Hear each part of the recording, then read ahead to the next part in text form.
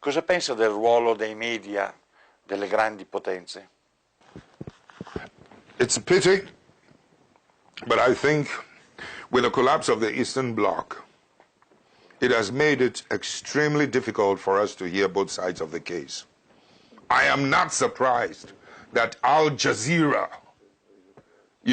made an effort and emerged, because the only side we could hear were the superpowers, Western powers, were BBC's, Sky to some extent, CNN, and etc. Yes.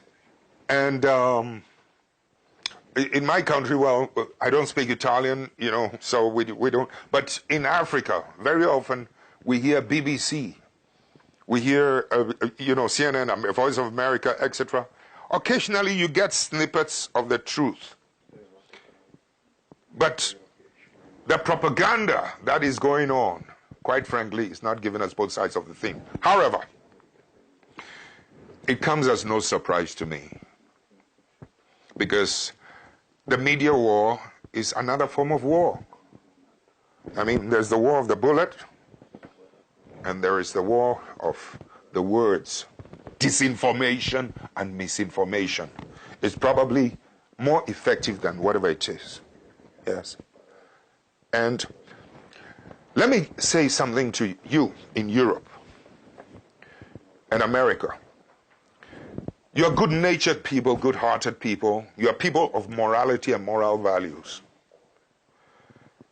But if the media, especially in America, for instance, could give you both sides of the story as pertains to foreign policies and foreign actions, you will bring so much pressure to bear, because you still live in a world with the capacity and the ability to be able to influence your presidents. You can impeach your presidents like in America. So you, as a people, still have power, unlike us. In Africa, they disempower. That was the difference between me and some of the others in my country. I believe in empowering people. And when you empower people, it is their will that prevails. Okay? You just provide the leadership.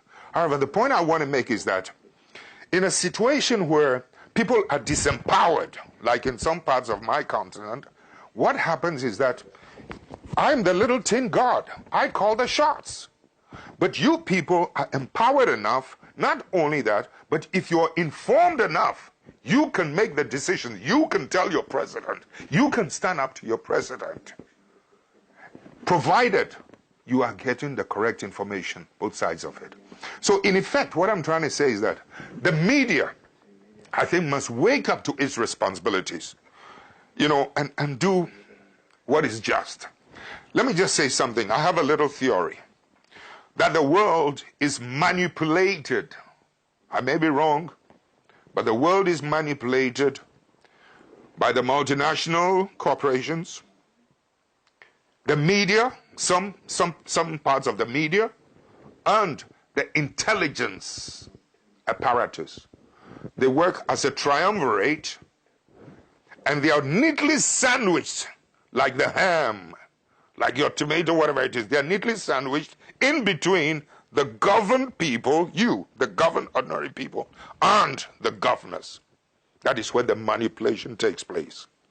And there is a symbiotic relationship between the triumvirate and sometimes at this level. And if we do not make every possible attempt to return morality, when we're talking about the immorality of international politics, the immorality in business ethics is also percolating downwards, and the criminal, corrupt thing that goes on in my world is bad. So the sooner we begin to return, to restore some sense of morality in business ethics, in politics, in the media, intelligence apparatus, with beliefs, conviction that this is wrong, etc. After all, if you're talking about globalization, then please, let the same value, what is good for the goose, let it be good for the gander. What you want for yourself, I think is something you should want for your fellow man. If we truly want to enjoy peace and stability under a so-called unipolar world, then we have to wake up to our responsibility. You listen to me. The late Pope John Paul contributed his quota towards the collapse of the Eastern Bloc. With the growing unipolar world, some of us were thinking, is it going to be better or is it going to be worse? The Western powers talk about democracy, Christian values, etc., etc., etc. Some of us were hoping that the world, well, let us hope it's going to be better. Do you know what your own Pope John Paul said before he died in a meeting with President Gorbachev? He described the new situation as the savagery of capitalism. The savagery of capitalism. This is a serious indictment. It's a serious indictment of us. We're beginning to sow the seed of instability.